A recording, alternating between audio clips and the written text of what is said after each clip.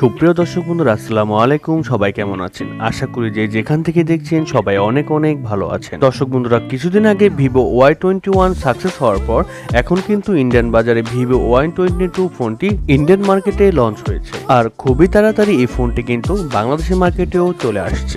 Indian মার্কেটে ফোনটি দুটি ভ্যারিয়েন্টে লঞ্চ করা হয়েছে, 4GB RAM 60, 4GB ROM এবং 6GB RAM 128 8GB ROM। আর এই 4GB RAM ভ্যারিয়েন্টের প্রাইস রাখা হয়েছে 14,499 রুপি বা 14,500 রুপি। এই ফোনটির হাইলাইটেড বিষয় হচ্ছে এই ফোনে থাকছে MediaTek Helio G85 চিপসেট এবং এছাড়াও থাকছে ক্যামেরা লাভারদের জন্য 50 মেগাপিক্সেলের ক্যামেরা।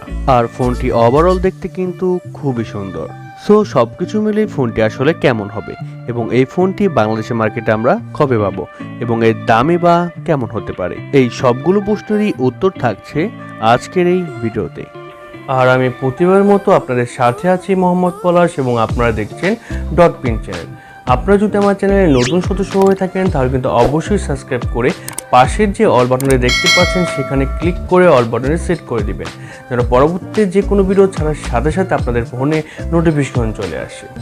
প্রথমে যদি ফোনটির ডিজাইন এবং বিল্ড কোয়ালিটি নিয়ে কথা বলি তাহলে ফোনটির ব্যাক সাইড এবং ফ্রেমে থাকছে প্লাস্টিক আর ফ্রেম থাকছে একেবারেই ফ্ল্যাট, অনেকটা আইফোনের মতো। ফোনটির ব্যাক সাইডে আমরা পেয়ে যাচ্ছি দুটি ক্যামেরা এবং একেবারে নিচের দিকে পাচ্ছি ভিভোর ব্র্যান্ডিং। ফোনটির ব্যাক সাইডে যে ডিজাইন দেওয়া হয়েছে সেটা কিন্তু ভিভো Y21 এই ফোনটির থেকে অনেক সুন্দর। ফোনটির থিকনেস করা হয়েছে 8.4 মিলিমিটার এবং ওজন করা হয়েছে 190 গ্রাম। এর জন্য এই ফোনটি আপনারা এক হাতে খুব ভালোভাবেই ব্যবহার করতে পারবেন। সবচেয়ে ভালো ব্যাপার হচ্ছে ফোনে থাকছে IP5X এবং IPX4 রেটিং, যার কারণে এই ফোনটি কিন্তু ওয়াটার এবং ডাস্ট রেসিস্টেন্স, অর্থাৎ এই ফোনটিতে হালকা পানির ছিটাফোঁটা এবং ধুলো ময়লা এই ফোনটিতে ঢুকছে না। ভিভো এই বাজেট ফোনে যে এত সুন্দর একটি ফিচার দিয়েছে এর কারণে ভিভোকে অসংখ্য ধন্যবাদ। পোর্টস অ্যান্ড বাটন হিসাবে এই ফোনটিতে আপনারা সব ধরনের পোর্টস অ্যান্ড বাটন পেয়ে যাচ্ছেন, যেমন 3.5 millimetre headphone Jack, type-C slot ইত্যাদি।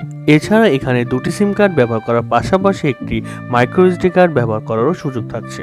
আর ফোনটি সামনে আসলে আপনারা পেয়ে যাচ্ছেন একটি ফুল ভিউ ডিসপ্লে, যার উপরের অংশে ইউশেপ কিংবা ওয়াটার ড্রপের মাধ্যমে বসানো রয়েছে সেলফি ক্যামেরাটি। এখানে কিন্তু পাঞ্চলের মাধ্যমে সেলফি ক্যামেরাটি থাকছে না, এই বিষয়টি কিন্তু খারাপ লেগেছে, কারণ যদি পাঞ্চলের মাধ্যমে সেলফি ক্যামেরাটি ব্যবহার করা হতো তাহলে কিন্তু এই ফোনটির সামনের দিক থেকে লুক কিন্তু আরো অনেকটা বেশি সুন্দর লাগতো। আর এই ফোনে থাকছে সাইড মাউন্টেন ফিঙ্গারপ্রিন্ট সেন্সর, যা যথেষ্ট ফাস্ট এবং অ্যাকুরেট বলেই জানতে পেরেছি। আর এই ফোনটি আপনারা কয়েকটি কালার ভ্যারিয়েন্টে পেয়ে যাবেন, যেমন ব্লু, গ্রিন এবং গ্রে। সো ওভারঅল সবকিছু মিলিয়ে এই ফোনটির ডিজাইন এবং বিল্ড কোয়ালিটি আপনাদের কাছে কেমন লেগেছে কমেন্ট করে আপনাদের মূল্যবান মতামত অবশ্যই জানাবেন। আর আমার কাছেও কিন্তু পার্সোনালি এই ফোনটির ডিজাইন খুবই ভালো লেগেছে।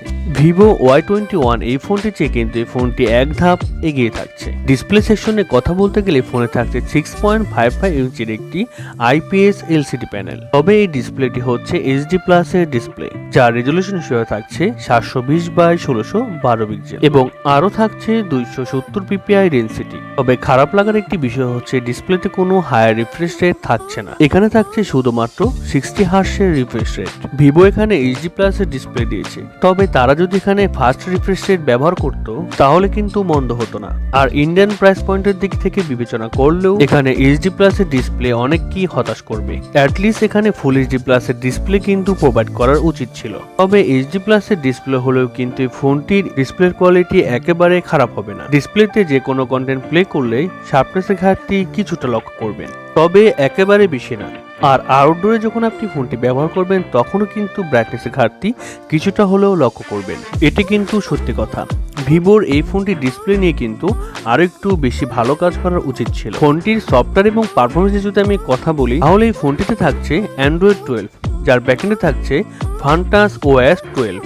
আর ফোনটির চিপসেট হিসেবে থাকছে MediaTek Helio G85, যা একটি 4G চিপসেট। আর এই চিপসেটটি মূলত 12 ন্যানোমিটার আর্কিটেকচারে তৈরি করা একটি অক্টা-কোর প্রসেসর এবং জিপিইউ হিসেবে থাকছে Mali G52 MC2।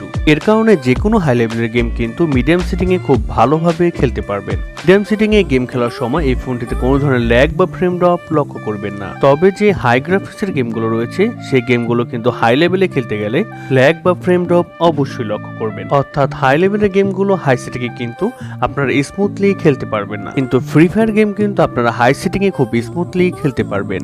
অন্যদিকে মাল্টিটাস্কিং সহ আর অন্যান্য কাজ কিন্তু খুব ভালোভাবে করতে পারবেন, যেহেতু এই ফোনে থাকছে ফান্টাস ওএস 12। কারণ ভিভোর ফান্টাস ওএস এর কিন্তু অপটিমাইজেশন কিন্তু মোটামুটি ভালো। তবে আরেকটি কথা, বাংলাদেশের মার্কেটে যখন এই ফোনটি লঞ্চ হবে তখন কিন্তু এই ফোনটির মধ্যে অন্য চিপসেটও ব্যবহার করা হতে পারে। এই বিষয়টি কিন্তু আমাদের মাথায় রাখতে হবে।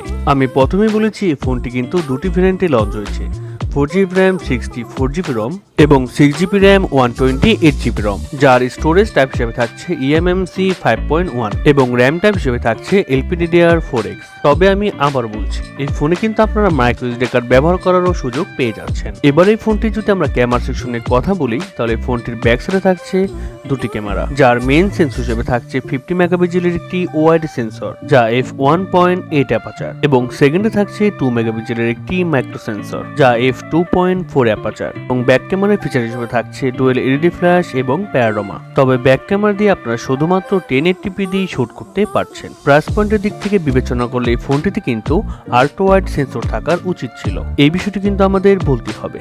আর ফোনটিতে সেলফি ক্যামেরা হিসেবে থাকছে 8 মেগাপিক্সেলের একটি সেলফি ক্যামেরা যা f2.0 অ্যাপারচার। আর সেলফি ক্যামেরা দিয়েও আপনারা শুধুমাত্র 1080p দিয়েই শুট করতে পারছেন। ফটো কোয়ালিটির কথা বলতে গেলে এই ফোনটির ব্যাক ক্যামেরার মেইন সেন্সরের ফটো কোয়ালিটি মোটামুটি কিন্তু ভালোই হবে। তাহলে এবার আমাদের দেখার পালা বাংলাদেশের ওয়েদারে এই ফোনটির ফটো কোয়ালিটি এবং ভিডিও কোয়ালিটি কতটা ভালো হয়। এছাড়া ফোনটিতে ওয়াইফাই, জিপিএস, ব্লুটুথের মতো আর অনেক ধরনের ফিচার্স পেয়ে যাচ্ছেন এবং ইউএসবি তে থাকছে ইউএসবি টাইপ সি 2.0। ফোনটির ব্যাটারি এবং চার্জার সেকশনে যদি আমরা কথা বলি, তাহলে ফোনটিতে থাকছে 5000 mAh এর একটি ব্যাটারি আর ফোনটিকে চার্জ করার জন্য থাকছে 18 ওয়াটের একটি ফাস্ট চার্জার। আর 5000 mAh এর ব্যাটারি থাকার কারণে ফোনটিতে একদিনের ব্যাটারি ব্যাকআপ খুব ভালোভাবেই পেয়ে যাবেন। তবে হ্যাঁ, আপনি যদি গেমিং করেন তাহলে কিন্তু সেক্ষেত্রে বিষয়টি সম্পূর্ণ আলাদা। এবারে কথা হচ্ছে বাংলাদেশের মার্কেটে ফোনটি আমরা আসলে কবে পাবো। দর্শক বন্ধুরা, যতদূর জানা গিয়েছে আগামী মাসের প্রথম দিকে এই ফোনটি আমরা অফিসিয়ালি পেয়ে যাব। আর দেশের বাজারে এই ফোনটির বেস ভ্যারিয়েন্টের প্রাইস হতে পারে 17 থেকে 18,000 টাকা। আর এরকম প্রাইস পয়েন্টে ফোনটি আসলে কি অফার করছে সেটাও কিন্তু আপনাদের বুঝতে হবে। প্রথম কথা হচ্ছে ফোনটি আপনাদের অফার করছে ভালো একটি ডিজাইন, তবে ডিসপ্লে সেকশন আমার কাছে একেবারেই খারাপ লেগেছে, কিন্তু আবার প্রসেসর সেকশন কিন্তু ঠিকই আছে। অন্যদিকে ক্যামেরা সেকশন এভারেজ। সবকিছু মিলে আমার মনে হয় আপনারা যদি ডিজাইনের দিকে ফোকাস করে একটি ভালো ফোন নিতে চান, বিশেষ করে ভিভোর ফোন নিতে চান, সেক্ষেত্রে ফোনটির জন্য আপনারা অপেক্ষা করতে পারেন। তাছাড়া 18 থেকে 20,000 টাকা বাজেট সেগমেন্টে কিন্তু বাজারে আরো ভালো ভালো ফোন রয়েছে, আপনারা কিন্তু ইচ্ছে করলে ওই ফোনগুলোর দিকেও যেতে পারেন।